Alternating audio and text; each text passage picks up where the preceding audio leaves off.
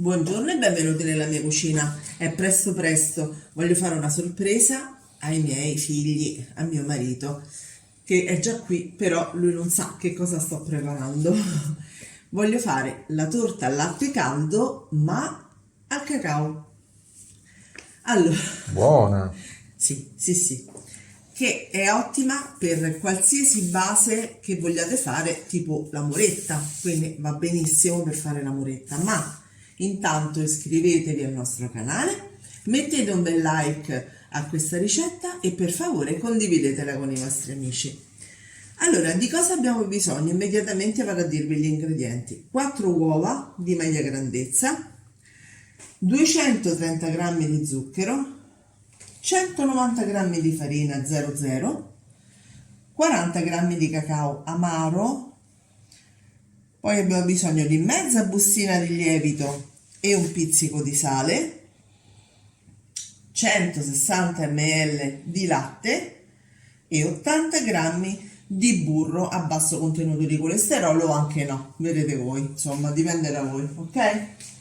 Quindi andiamo ad iniziare immediatamente con il procedimento. Io vado a far scaldare il burro con il latte e vado a farlo sciogliere completamente.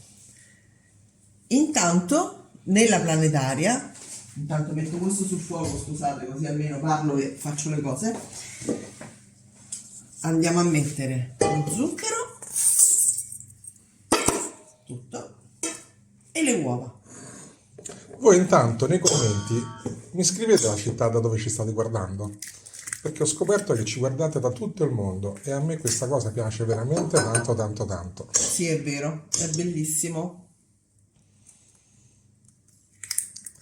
Questa torta è piaciuta tantissimo sul web, È vero. oltre che a noi, perché l'abbiamo mangiata e assaggiata. Ok, e adesso in planetaria con la frusta fino a far diventare le uova belle spumose. Ok? A fra poco. Nel frattempo che le nostre uova con lo zucchero sono lì che si montano per bene, noi andiamo ad unire le polveri. Quindi cacao, che non scende mai tutto, la farina e le andiamo a setacciare il sale e il lievito.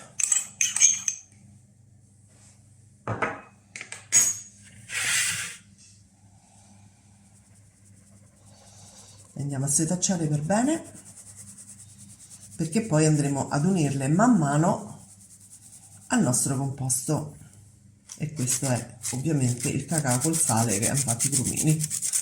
Eccolo qua, a posto. Adesso andiamo a prendere le uova. Eccoci.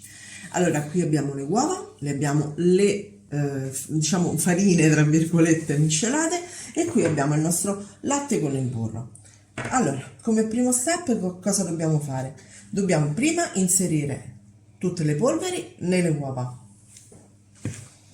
Mi raccomando, poche per volta, mescolando dall'alto verso il basso, in questo modo.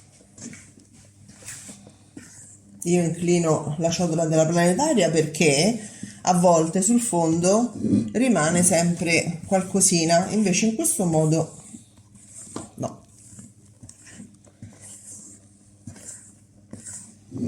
Quindi le vado a far assorbire tutte quante e ci rivediamo qui a farina inserita.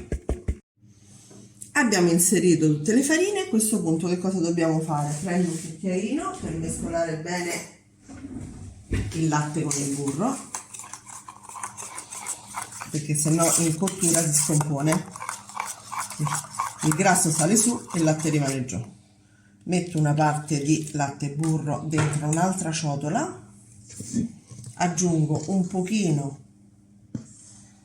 di composto e vado a mescolare immediatamente molto velocemente in questo modo. Mi raccomando il velocemente perché sennò diventa frittata. Eh sì, vado a mettere altro latte, altro composto. Questa è l'unica parte un pochino, diciamo, impegnativa, per il resto è molto semplice come ricetta. E vado a mescolare in questo modo. Ora che ho stemperato gran parte del composto, posso metterlo direttamente in ciotola, nella ciotola della planetaria, proprio per evitargli lo shock termico. Per questo si fa, ok? E vado a mescolare per bene. Aggiungerò ovviamente anche il resto del latte e il burro. Quindi ci vediamo una volta aggiunto tutto. Eccoci qua, pronti per andare a cuocerlo. Ovviamente 170 gradi, forno già a temperatura, statico per circa 40 minuti, dipende dai forni, quindi 40-45, va bene? Ci vediamo dopo una volta cotto. Eccola qui, è pronta la nostra torta al latte caldo al cacao e adesso la facciamo raffreddare un pochino. Mi raccomando, non appena è passato il tempo del forno, cioè quei 40 minuti, 40-45, dipende dai forni, lasciatela con un cucchiaio d'acciaio nello sportello in maniera che rimane leggermente aperto fino a che non raffredda un po', ok? Poi toglietela dal forno perché sennò potrebbe abbassarsi al centro. Aspettiamo che si raffredda del tutto e ve la faccio vedere aperta. A dopo. Eccola qui. È bellissima. Guardate, è sofficissima. Non devo fare nessuna fatica a tagliarla.